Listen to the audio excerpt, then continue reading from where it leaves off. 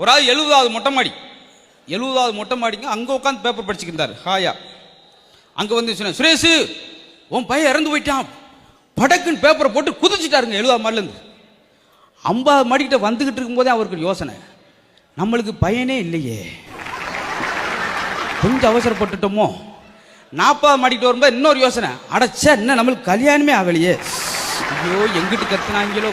10வது மாடிக்கிட்ட வரும்போது தான் யோசிச்சேன், அட பாவி நம்ம பேர் சுரேஷ் இல்லைப்பா குமாரில் அப்படின்னா சொத்து வந்து ஜோலியை கொண்டு வச்சு.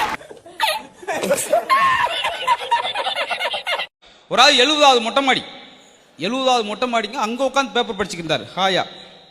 அங்கே வந்து சொன்னேன், சுரேஷ் உன் பையன் இறந்து போயிட்டான். படக்குன்னு பேப்பரை போட்டு குதிச்சுட்டாருங்க 70வது மாடிலேருந்து. 50 மாடிக்கிட்ட வந்துக்கிட்டு இருக்கும்போதே அவருக்கு யோசனை, நம்மளுக்கு பையனே இல்லையே, கொஞ்சம் அவசரப்பட்டுட்டோமோ. 40 மாடிக்கிட்ட வரும்போது இன்னொரு யோசனை, அடைச்சா என்ன நம்மளுக்கு கல்யாணமே ஆகலையே, ஐயோ எங்கிட்டு கத்துனாங்களோ. 10வது மாடிக்கிட்ட வரும்போது தான் யோசிச்சேன், அட பாவி நம்ம பேர் சுரேஷ் இல்லைப்பா குமாரில் அப்படின்னா சொத்து வந்து ஜோலியை கொண்டு வச்சு.